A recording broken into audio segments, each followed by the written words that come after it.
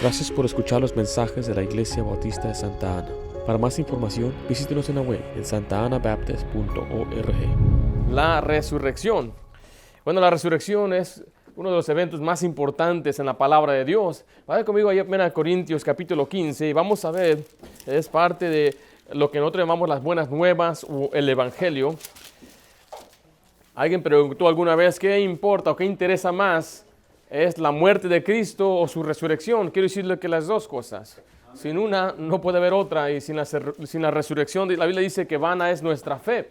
Pero nota lo que dice Pablo ahí en 1 Corintios 15, dice: además os declaro, hermanos, el evangelio que os he predicado, el cual también recibisteis, en el cual también perseveráis, por el cual asimismo, si retenéis la palabra que os he predicado, sois salvos, si no creísteis en vano. Aquí está el evangelio, dice el versículo 3, porque primeramente os he enseñado lo que asimismo recibí, que Cristo murió por nuestros pecados, conforme a las Escrituras, y que fue sepultado, y que resucitó, mire, al tercer día, conforme a las Escrituras. La resurrección es muy importante, y vamos a aprender un poquito del fondo de la resurrección.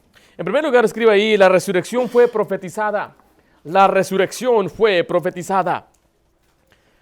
O sea, no fue accidente que Cristo murió y no se le ocurrió a Jesucristo al último instante, pues voy a resucitar. No, sino que de antemano la Biblia profetizó de su resurrección. La Biblia nos habló acerca de ello muchos años antes de que sucediera. Primero lo vemos ahí en el libro de Salmo 16:10, que fue profetizada por el rey David. Fue profetizada por el rey David. Dice así Salmo 16:10, porque no dejarás mi alma en el Seol, ni permitirás que tu santo vea corrupción. Y bueno, ese salmo que escribió ahí David habla de Jesucristo. Y lo sabemos porque años después y tiempo después de que Cristo había muerto y resucitado, el apóstol Pedro mencionó esas mismas palabras. Así dice Hechos 2, 29 al 31. Dice: varones hermanos, se os puede decir libremente del patriarca David, que murió y fue sepultado, y su sepulcro está con nosotros hasta el día de hoy.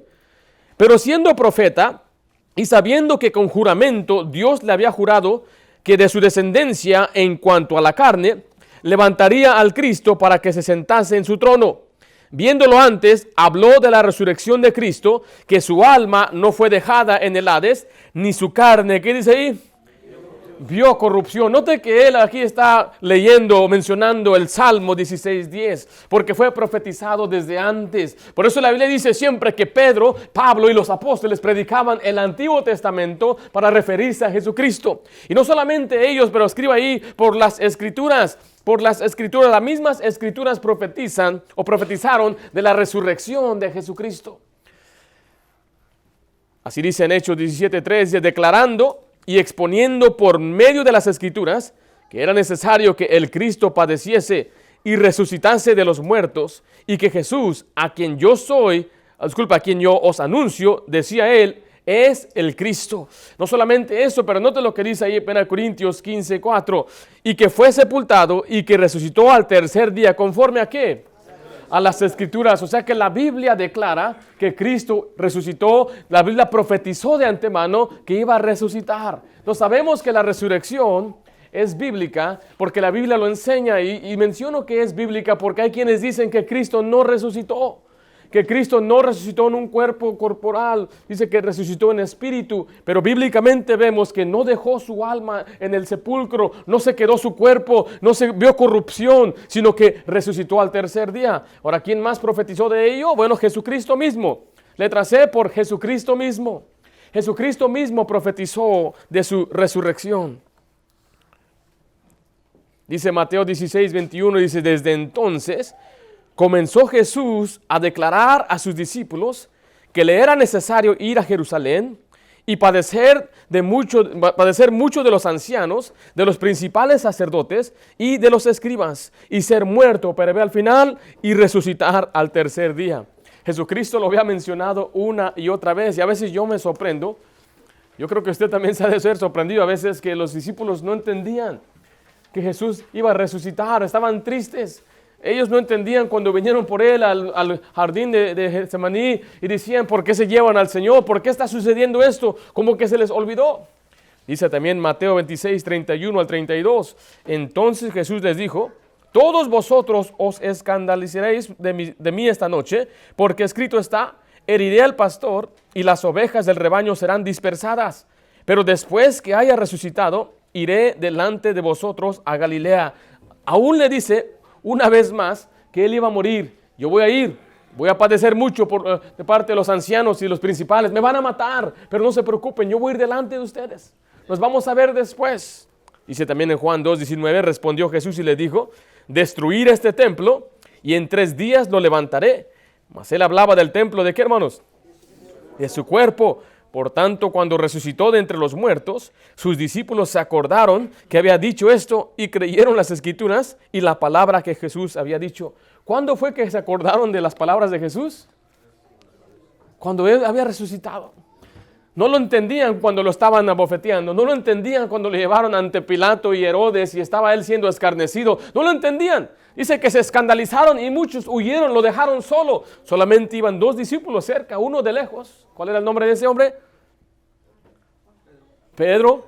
Le seguía de lejos. Y ahí va lejos él.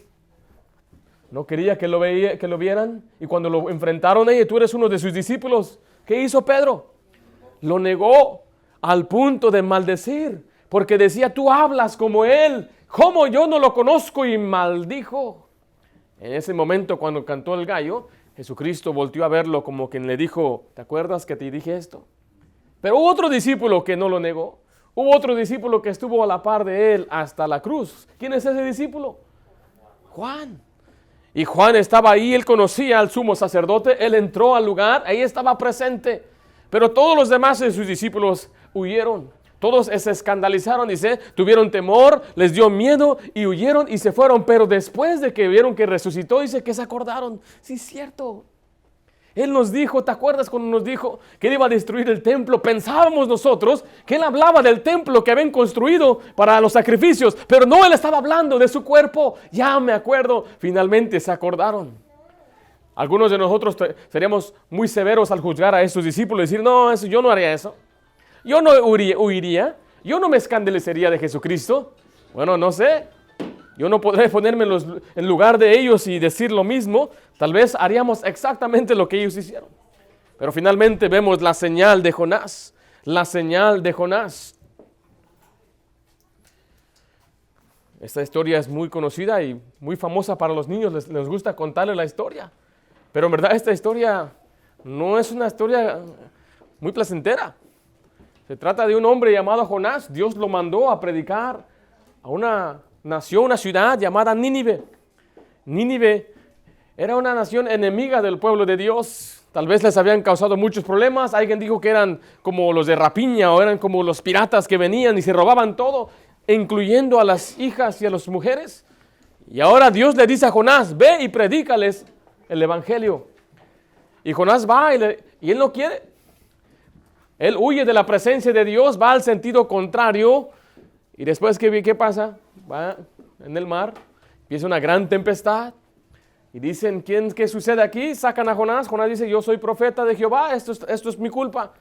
¿Qué haremos? ¿Qué hacemos? Écheme al agua. No querían, pero finalmente no tienen opción y lo avientan al agua.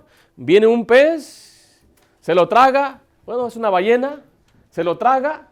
3 días está en el vientre del pez. Y al 3er día lo vomita.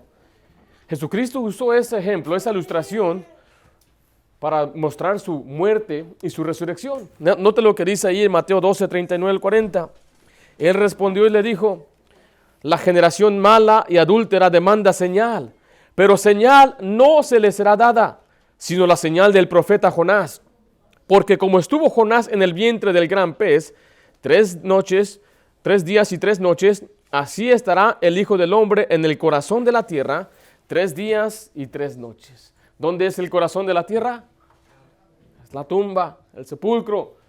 Algunos han dicho que el mismo infierno, antes que el Señor viniera a resucitar y a llevarse a los suyos, algunos han dicho que hay una división en el centro de la tierra.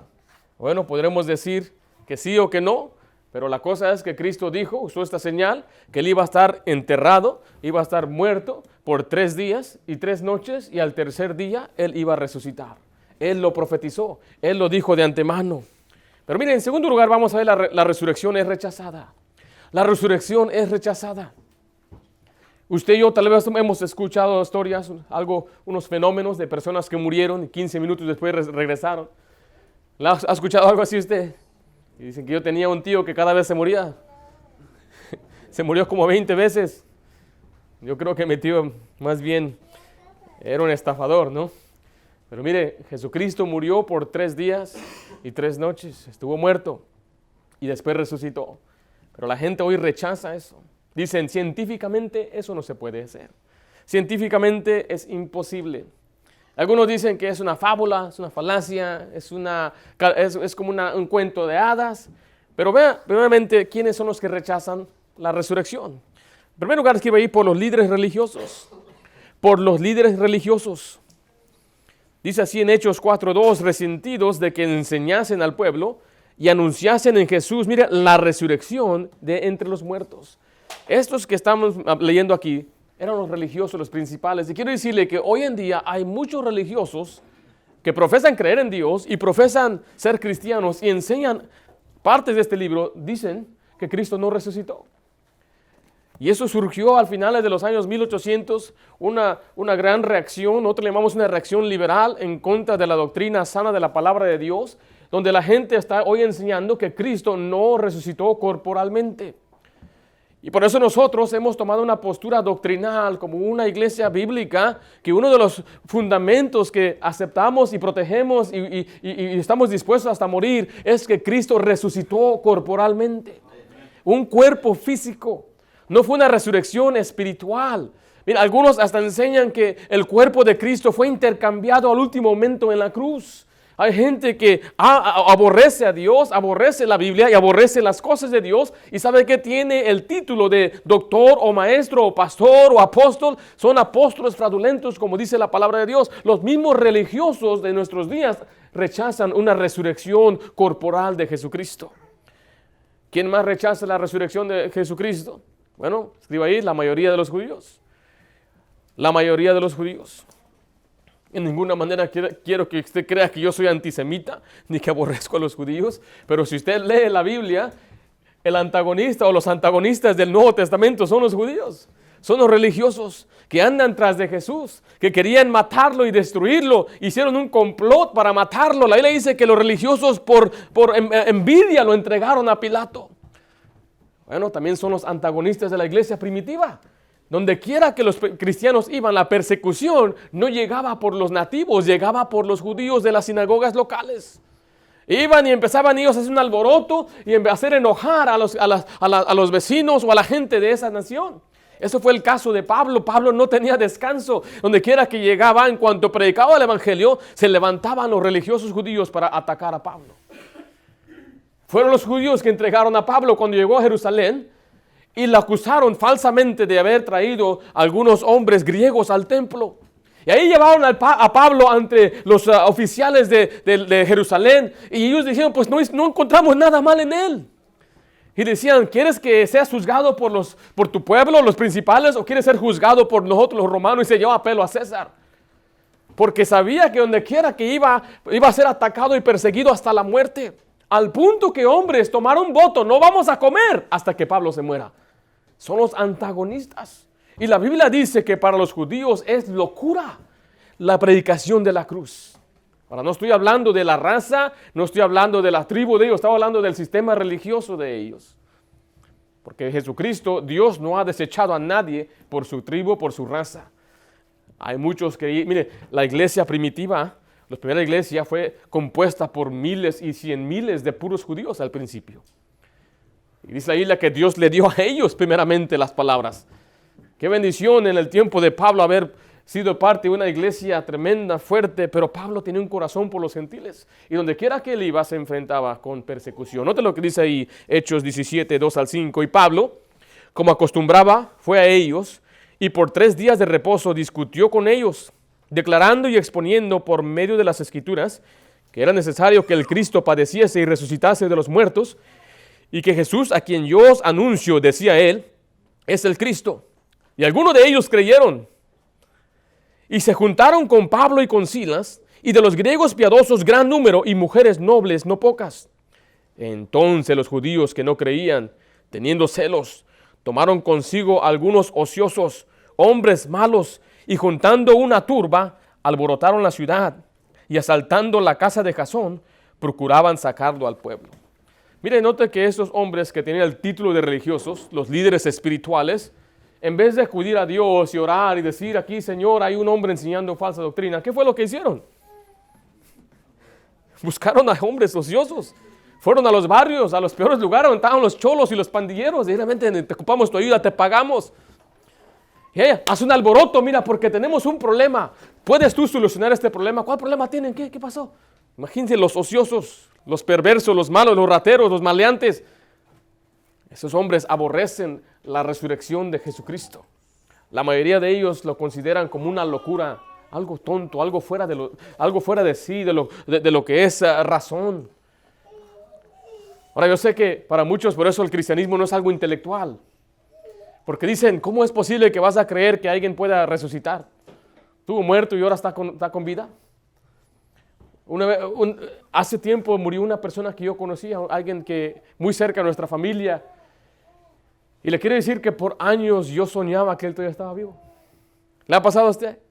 Que alguien que usted conocía murió y lo sueña y está vivo. Yo hasta le preguntaba, pero tú moriste, pero ya estoy vivo. Y me despertaba y decía, ahora era un sueño. Y así pasaba y lo veía y estaba con nosotros. Y habían pasado años hasta yo introduciendo a mis hijas. Mira, aquí están mis hijas. Alguien que yo amaba y quería, ya no está con vida. Y usted decía, pues eso es un sueño. Exactamente. Por eso es locura. Es algo raro. Por eso para muchos paganos es hasta burla. Y ahí vemos la siguiente parte para muchos paganos. La gente que no ama a Dios, que no ama las cosas de Dios. La gente que aborrece el bien. La gente que se burla de nosotros por venir a la iglesia. La gente que dice, tú nomás vas a la iglesia y ahí te tienen encerrado, ahí te tienen amarrado, no pueden disfrutar esto ni aquellos. Para ellos la resurrección es algo de burla. Dice así en Hechos 17:32. Pero cuando oyeron de la resurrección de los muertos, unos, ¿qué dice ahí? Se burlaban y otros decían, ya te oiremos acerca de esto en otra vez. Pablo viene a unos hombres según intelectuales, sabiondos, de los más sabios, inteligentes. Mire, en la capital de la sabiduría del mundo, Grecia. ¿Ha escuchado usted de Platón? ¿Ha escuchado usted de, cómo se llaman otros? Sócrates. ¿Cómo se llama? Aristóteles. Gente sabia. Gente que se sentaba nada más para pensar. ¿Y qué piensas tú? Y pasaban años y años pensando sobre una cosa. Le preguntaron una vez a unos sabios de Grecia, ¿cuál es el propósito de la vida? 5 años meditaron, pensando, debatiendo para decir y concluir, no hay propósito. Muy sabios. Ahí le dice, profesando ser sabios, se hicieron necios. Hay mucha gente que en su sabiduría empieza a actuar locamente y decir cosas necias y disculpe la palabra, pero hasta tontas. ¿Por qué? Porque están siguiendo la sabiduría que Dios llama humana, animal, diabólica. Y estos hombres, cuando escucharon a Pablo hablar, decían, no, hombre, nada más lo que está hablando este palabrero. La gente pagana se burla de las cosas de Dios. Por eso, muchacho, señorita, no te sorprendas cuando alguien se ríe de ti que eres cristiano. O cuando ya no te quiere hablar.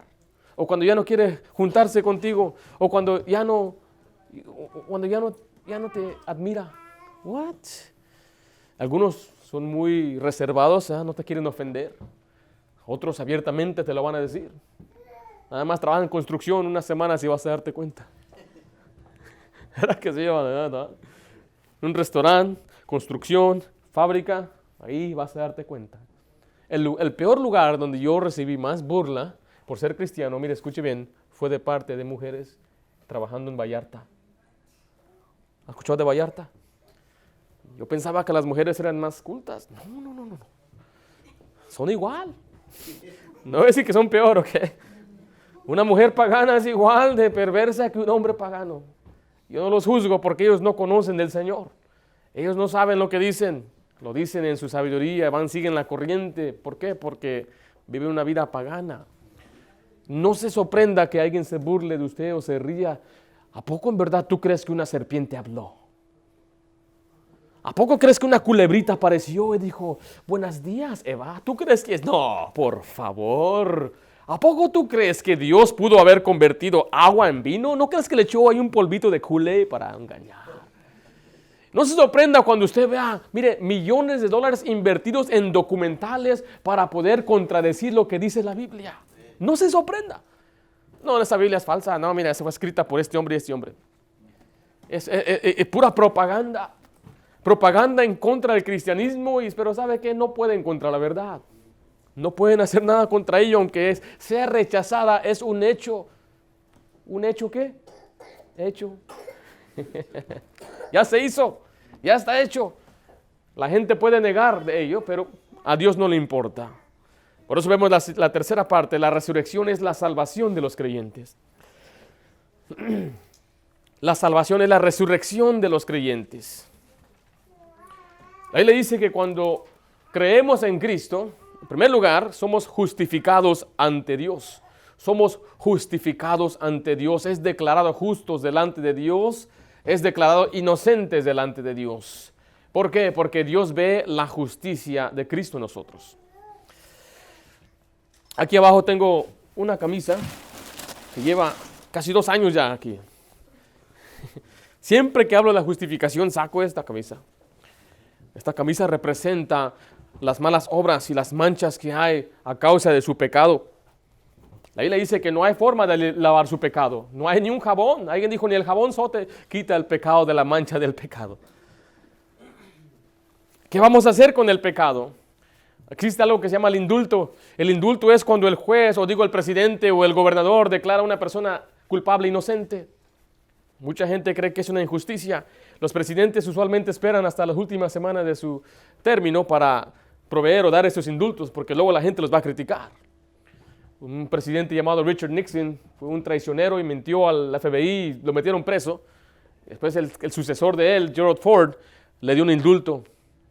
Y cuando estaba en su campaña Gerald Ford para ser presidente, eso fue lo que le criticaban. ¿Por qué tú perdonaste a Richard Nixon? ¿Por qué perdonaste a Richard Nixon? Dicen, Richard Nixon es un criminal, él merece estar en la cárcel. Y por eso para muchos el indulto es injusticia.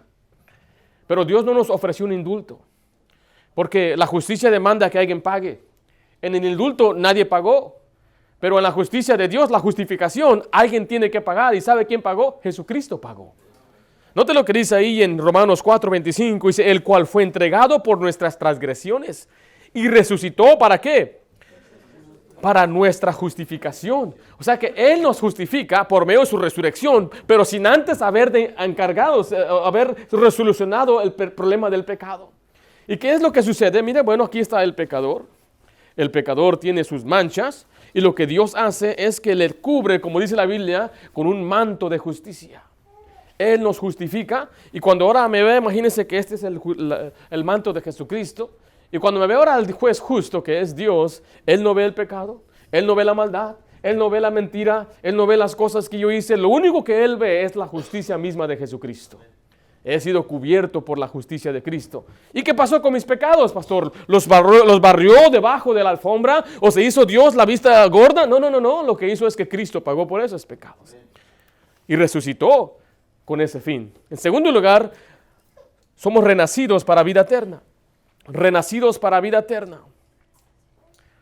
1 Pedro 1:3 dice así, bendito el Dios y Padre de nuestro Señor Jesucristo, que según su grande misericordia, nos hizo renacer para una esperanza viva, mire, por la resurrección de Jesucristo de los muertos. O sea, por la resurrección de Cristo es que usted y yo podemos tener una nueva vida en Cristo. Hemos nacido de nuevo. Y eso es una sola vez. No vamos a nacer de nuevo cada vez que nos arrepentamos o cada vez que nos volvamos a salvar. No, el Dios nos da la salvación hoy, nos da un renacimiento y somos salvos por siempre. Y es, mire, por la resurrección de Jesucristo. Letra C, salvo del castigo. Salvo del castigo. Hace unas semanas estaba yo evangelizando y tocando puertas. Llegué a la puerta de un caballero muy amable, muy culto, muy respetuoso. Luego a veces se nota cuando tiene conversaciones las palabras que usan. Y ese hombre me dijo, cuando le pregunté si está seguro de ir a la gloria, me dijo, no, no estoy seguro. Le dije, ¿qué tiene que hacer para ser salvo? Y él me dijo, bueno, voy a ser purgado en el infierno. Le dije, usted está diciéndome que usted va a ir al infierno para que pague por sus pecados. Sí, algunos vamos a ir por 10 años, otros vamos a ir por 20 años, otros van a estar ahí por miles de años. Así es como se va a purgar nuestro pecado. Yo le dije, Señor, usted no tiene que ir al infierno para ser purgado. Usted puede ser purgado ahorita mismo. Se me quedó mirando. ¿De qué te refieres, muchacho? Bueno, ahí le dice que Cristo llevó nuestros pecados. Él pagó por nuestros pecados. Él ya hizo todo. Y no lo podía creer. Después de mostrarle pasajes en la Biblia, después de explicarle, tenía en su mente, tengo que ser purgado. Tengo que ser purgado. Pero note lo que dice Romanos 5, 9 al 10. Pues mucho más estando ya justificado, ¿en qué dice ahí? En su sangre, por Él seremos salvos de la ira. O sea, la salvación viene por medio de Cristo, no viene por medio de ser purgado. Dice la siguiente parte, porque si siendo enemigos, fuimos reconciliados con Dios, mire, por la muerte de su Hijo, mucho más estando reconciliados, seremos salvos. ¿Por qué? Por su vida, o sea, su resurrección. Ahora, Daniel, ¿puede venir para acá, por favor? Ven para acá, mano Alonso. Ven, venid.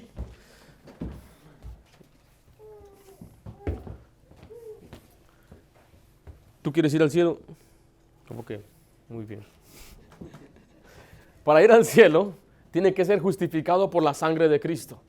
Tiene que ser lavado. Ahora, Él va a representar a Dios y Él va a representar a Alonso. ¿Okay? Tú representas a ti mismo. Y yo voy a representar a Jesucristo. La Biblia dice que enemigos. El que no tiene a Cristo, ¿es que dice la Biblia ahí? Es enemigo. Dios ama a todos, ¿sí? Todos somos hijos de Dios. ¿Se equivoca? No todos somos hijos de Dios. Todos vamos a ser salvos al final. ¿Se equivoca? La única manera de poder estar bien con Dios y estar reconciliado con Dios es por medio de Cristo, según este pasaje. Dice que éramos enemigos. Pero alguien tuvo que ser nuestro mediador. Y la Biblia dice que solamente hay un mediador. No existe una mediadora, ni mediadores terrenales o falibles. El único mediador es el Todopoderoso Jesucristo, como lo dice 1 Timoteo capítulo 2. Porque no hay otro mediador entre Dios y los hombres, Jesucristo hombre, el cual se entregó por nosotros, como rescate. Y bueno, es solamente por medio de Cristo. Alonso no puede llegar ponte acá, a Dios. Alonso no puede llegar a Dios porque tiene un problema, es el pecado. Llega a él, a ver, abrázalo. No puede. No, quédate ahí, hermano, no puedes pasar. Luego el pecador quiere buscar su propio medio. No puede llegar. Dice la Biblia que hay una división. Nuestras iniquidades, nuestros pecados han hecho división entre nosotros. Yo siempre le he preguntado a una persona, ¿cómo se soluciona el problema del pecado? Bueno, es que tengo que ir a la iglesia. La iglesia no quita pecado. Bueno, es que tengo que portarme bien. El portarse bien no quita pecado. En ninguna parte en la Biblia usted puede mostrarme que las buenas obras purifican, limpian, quita pecado. No existe ni un solo pasaje. Le preguntaron a Trump, ¿cómo vas a ir al cielo? Bueno, yo trato de hacer algo bien por cada mal que hice. ¡Te equivocas, presidente! La única forma de llegar a Cristo es por medio de la sangre de Cristo. Y dice, aquí está, yo te junto a mí. Tú ven, ahora ya te reconciliaste, ya no eres enemigo. Por eso dice la Biblia en Romanos 5, tenemos paz para con Dios. Éramos enemigos y ahora somos amigos. Él es nuestro Padre, yo soy su Hijo. Y ahora tenemos una relación, una comunión por la sangre de Jesucristo. No es por las obras. Mire, créame, nosotros creemos en las buenas obras. Yo predico duro y fuerte acerca del pecado y la maldad. Y debemos vivir para agradar a Dios y hacer todo lo que Dios nos pide. Amamos la ley de Dios, pero no salva. Lo que salva es la sangre de Jesucristo. Por eso resucitó. Dice ahí de nuevo al final, dice, por Él seremos salvos por su vida, por su resurrección. No seremos salvos por ninguna otra cosa. Gracias, hermano Alonso. Toma asiento. Finalmente dice ahí, resucitados en el día postrero. Resucitados en el día postrero. No solamente vamos a ser justificados ante Dios, vamos a ser renacidos para vida eterna, vamos a ser salvos del castigo, pero vamos a también ser resucitados en el día postrero. O sea, la resurrección de Cristo representa también su resurrección. Por eso a veces podemos perder el cuadro completo de la resurrección de Cristo. Jesucristo murió para pagar por nuestros pecados y darnos vida eterna, pero mire, es para que usted también sea resucitado algún día. Dice así en Juan 6:40, y esta es la voluntad del que me ha enviado, que todo aquel que ve al Hijo y cree en Él, tenga vida eterna, mire, y yo le resucitaré en el día postrero. Dios nos promete una vida eterna, pero dice que nos va a resucitar en el día postrero. La vida eterna ya la tiene ahora. La vida eterna es algo presente. La vida eterna es algo que el Señor le ha dado ya. Hermano, ¿puedes quitar esa imagen, por favor? Nota lo que dice Juan 11:25. Le dijo Jesús, yo soy la resurrección y la vida. El que cree en mí, ¿qué dice ahí? Aunque esté muerto, vivirá. Porque mire, hay quienes a veces han dicho, uno va a vivir hasta el final. Cuando tú mueres, es como que vas a dormir. Y ahora dormido no estás consciente, no sabes lo que pasa. Al final Jesús te va a resucitar. Bueno, ese pasaje dice que aunque estuviera muerto, vivirá. Pero ¿cómo, pastor? Cuando usted vea la palabra de Dios dormido, y vamos a ver esto en la siguiente hora, hay una diferencia entre estar dormido y muerto, dormido y perecer. Dormido se refiere a los creyentes que han muerto, que han dado el Espíritu. Pero dice la Biblia que sí, su cuerpo está dormido. Pablo dice, ausente en el cuerpo, es estar presente con Cristo. Pablo decía, yo no sé a qué escoger, estoy estrecho entre escoger en quedarme aquí a servir a Cristo o estar con Cristo. Porque estar muerto es estar con Cristo. Y Jesucristo dijo, yo no soy Dios de muertos, soy Dios de vivos. Soy Dios de Abraham, soy Dios de Isaac, soy Dios de Jacob. ¿Por qué dicen que es Dios de muertos? No. Todos los que han muerto en el Señor están vivos, están conscientes, están en la presencia de Dios. Bueno, ellos están esperando algún día ser resucitados. Nosotros aún tenemos vida carnal o terrenal. Dios nos ha dado vida eterna, espiritual para siempre. Y cuando moramos, bueno, si es que vamos a morir, un día nos va a resucitar. Y si no morimos, ¿qué va a pasar con nosotros? Bueno, vamos a ver el cuarto lugar, el orden de la resurrección. Hay un orden en la resurrección. En primer lugar, Cristo es el que resucita. Escriba nada más ahí, Cristo. Cristo fue el primero en resucitar. ¿Viste? Pero pastor, ¿qué no resucitó antes otras personas en el Antiguo Testamento? Sí, pero volvieron a morir. En el Antiguo Testamento los profetas resucitaron a varias personas. Hubo una persona que resucitó nada más al tocar los huesos del profeta Eliseo. Eliseo resucitó a un niño. Usted puede ver Jesucristo resucitando a un muchacho que iba en un féretro. Tocó el féretro y el muchacho se levantó. Una niña se enfermó de una fiebre y se murió. Otro niño se enfermó de otra fiebre, estaba enfermo también y se murió y Jesús lo resucitó. Lázaro murió y lo resucitó, pero ¿qué cree que pasó con Lázaro después? Murió otra vez. Habían pasado los años, ya tal vez ya estaba viejito Lázaro y empezaba a toser y a doler y tengo un dolor aquí. Y finalmente él murió de nuevo. Cuando hablamos de resucitar, estamos hablando para levantarnos y no volver a morir.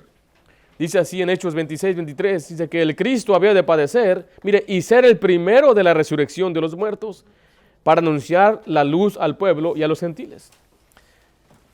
Pero después existe la primera resurrección, después de la tribulación. La primera resurrección después de la tribulación. ¿Cuál es esa resurrección? Es de todos los creyentes. Cuando el Señor venga por los suyos, Él nos va a arrebatar. Los que están muertos van a resucitar en Cristo. Dice 1 Corintios 15:23-52, pero cada uno en su debido orden. Cristo, las primicias, luego los que son de Cristo en su venida, en un momento, en un abrir y cerrar de ojos, a la final trompeta, porque se tocará la trompeta y los muertos serán resucitados incorruptibles y nosotros seremos transformados. Mire, cuando uno sale a evangelizar por años, tenemos más de 20 años evangelizando, nos encontramos con todo tipo de enseñanza. Por eso cuando usted escucha a servidor predicar, a veces con mucho celo, es porque yo lo he enfrentado. He recibido burla, amenazas, evangelizando. Y una de las burlas que recibí decían, ¿dónde ¿Dónde sacaron ustedes que un abrir y cerrar de ojos? Eso es absurdo. Le enseñé este pasaje. Se le abrió la boca. Así dice la Biblia, ¿no? En un abrir y cerrar de ojos. ¿Qué es abrir y cerrar de ojos? Uno está encerrando sus ojos ahorita. Así rápido. ¿Qué va a pasar? Va a haber una resurrección. Dice 1 Tesalonicenses 4:16, porque el Señor mismo con voz de mando, con voz de arcángel y trompeta de Dios descenderá del cielo, mire, y los muertos en Cristo resucitarán primero. ¿Quiénes son ellos? Mire, usted tiene algún familiar que ha fallecido, cristiano, creía en el Señor, fue a la gloria, lo va a volver a ver otra vez. Es una esperanza, un consuelo que el Señor nos da. Ellos van a resucitar primero. Si usted muere, usted va a ser uno de ellos también. Pero si no, como vimos en otro pasaje, nosotros seremos transformados. ¿A qué? Bueno, a un cuerpo, la Biblia llama incorruptible. Nosotros tenemos cuerpos ahorita corruptibles. Se enferma, tenemos que alimentarlos, requiere mantenimiento. Tenemos que lavarlo, limpiarlo porque no huele muy bien a veces. Es el cuerpo corruptible. Si usted ve el cuerpo de Jesucristo, era un cuerpo de carne y de hueso, pero no menciona que había sangre. Es posible que entonces el cuerpo glorificado es un cuerpo similar al nuestro, pero sin sangre. Y Jesucristo comía. Nos da la esperanza que en el cielo vamos a comer. Si no hay comida en el cielo, hermanos, ¿qué pues? Un pozole celestial, imagínense. Unas pupusas tremendas en la gloria. Tiene que haber comida china, hermanos. ¿Cómo es posible? Y alguno dice, pastor, si no hay Coca-Cola, mejor no diga eso, ¿ok? Va a haber Sprite. Apocalipsis 20, del 4 al 5, dice, y vi tronos y se sentaron sobre ellos los que recibieron facultad de juzgar. Y vi las almas de los decapitados por causa del testimonio de Jesús y por la palabra de Dios, los que no habían adorado a la bestia ni a su imagen, y que no recibieron la marca en sus frentes ni en sus manos, y vivieron y reinaron con Cristo 1000 años. Pero los otros muertos no volvieron a vivir hasta que se cumplieron 1000 años. Esta es la primera resurrección. Son de los salvos, de los creyentes. Eso incluye a usted. Si usted es salvo, usted es creyente, usted va a resucitar de nuevo. Bueno, vamos a ver por último la última resurrección. La última resurrección o la segunda resurrección. Dice ahí Apocalipsis 20, del 11 a 14, y vi un gran trono blanco, y el que estaba sentado en él, de delante del cual huyeron la tierra y el cielo, y ningún lugar se encontró para ellos. Y vi a los muertos, grandes y pequeños, de pie ante Dios, y los libros fueron abiertos, y otro libro fue abierto, el cual es el libro de la vida. Y fueron juzgados los muertos por las cosas que estaban escritas en los libros según sus obras, y el mar entregó los muertos que había en él, y la muerte y el Hades entregaron los muertos que había en ellos, y fueron juzgados cada uno según sus obras. Y la muerte y el Hades fueron lanzados al lago de fuego. Esta es la muerte segunda. Esta es la segunda resurrección. La pregunta que yo le hago a usted, ¿usted va a ser parte de la primera resurrección? ¿O usted va a ser parte de la segunda resurrección? Si usted ha creído en Cristo, usted ha nacido 2 veces y va a morir nada más una vez. Si usted no ha creído en Cristo, usted va a nacer una sola vez y va a morir 2 veces. Yo no le deseo a usted que sea parte de la segunda resurrección. Mejor que seamos de la primera resurrección. La primera resurrección es de los salvos, de los creyentes, para estar para siempre con el Señor. Pero si no ha creído en Cristo, si usted está poniendo su confianza en otra cosa para ser salvo, si usted está poniendo su confianza en cualquier otra cosa aparte de la sangre de Cristo y de su gracia y la fe, usted va a estar en la segunda resurrección. Y no lo digo yo de una forma para deleitarme en ello, sino para advertirle y mostrarle que la resurrección es la causa, la principal, que completa o sella nuestra salvación. Vamos a hacer una oración en este momento.